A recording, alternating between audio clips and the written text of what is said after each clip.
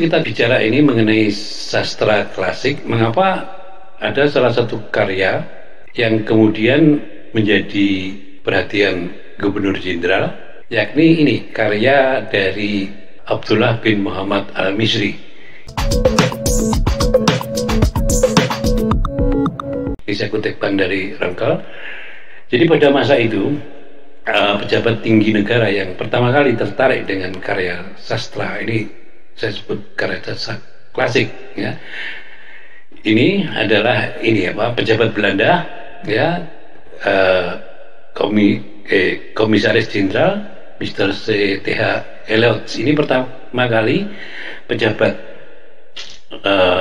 tinggi negara India Belanda pada waktu itu yang tertarik pada satu karya sastra. Nah, sebelum nanti kita bicarakan pejabat-pejabat yang lain, gubernur jenderal dan seterusnya, dan bagaimana pengaruh karya sastra ini terhadap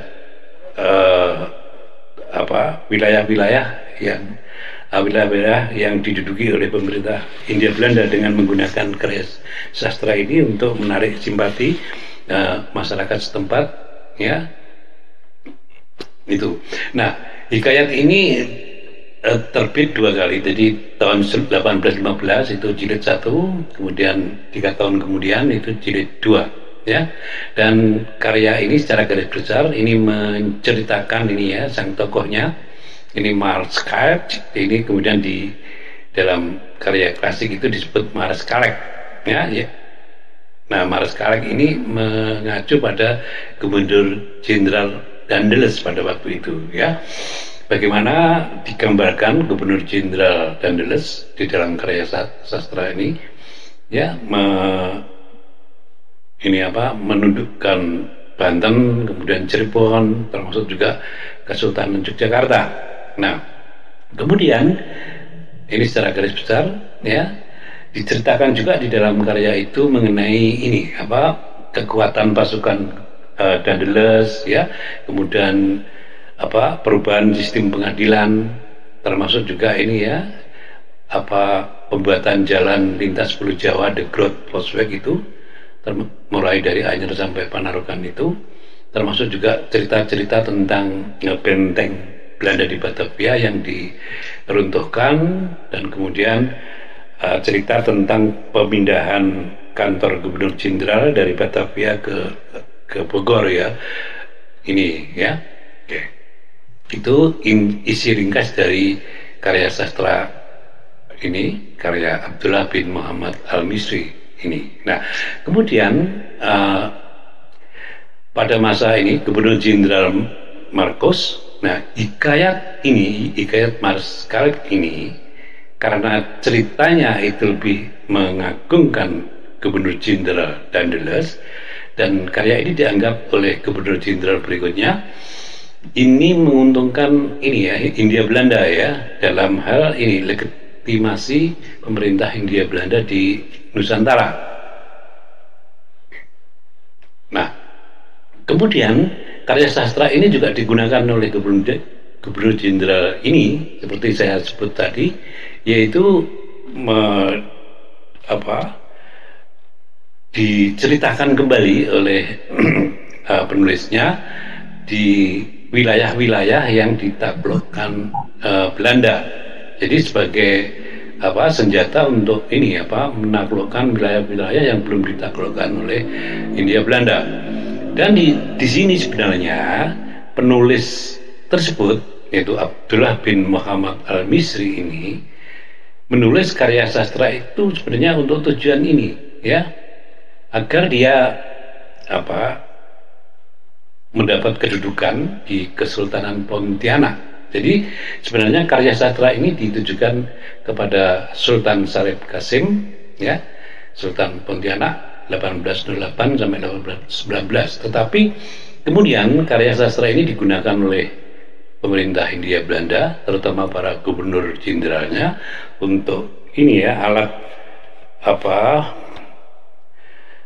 untuk menarik simpati penduduk di daerah-daerah yang akan ditaklukkan itu ini. Nah, kemudian Setelah itu banyak karya-karya sastra klasik ya dalam bentuk hikayat, tetapi yang paling banyak peminatnya atau karya sastra yang diminati oleh pejabat tinggi negara yaitu tadi karya Marek tadi ya.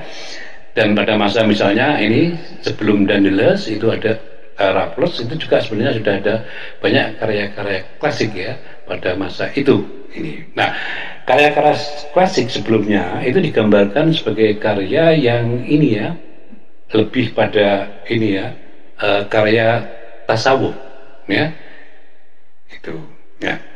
Kemudian apa namanya karya-karya sastra dari Abdullah ini ya terus berkembang ya, berkembang dalam artian dia menulis beberapa karya sastra ketika dia mengikuti gubernur jenderal ke wilayah-wilayah taklukannya ya. Ini diantaranya adalah ini. Jadi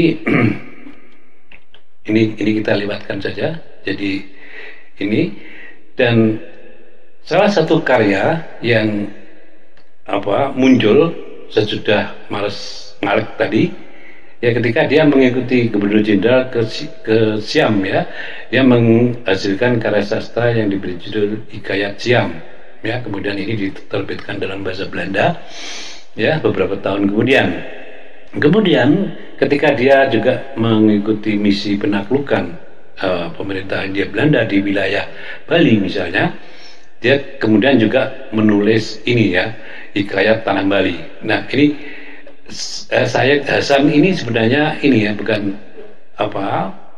satu tokoh yang dimanfaatkan pemerintah Hindia Belanda dalam rangka ini yaitu meluaskan wilayah jajahannya dengan menaklukkan wilayah-wilayah tidak hanya di Jawa tapi di wilayah-wilayah yang lain ya. Dan karya Abdullah ini ya sebagian besar itu diterjemahkan dalam bahasa Belanda ya.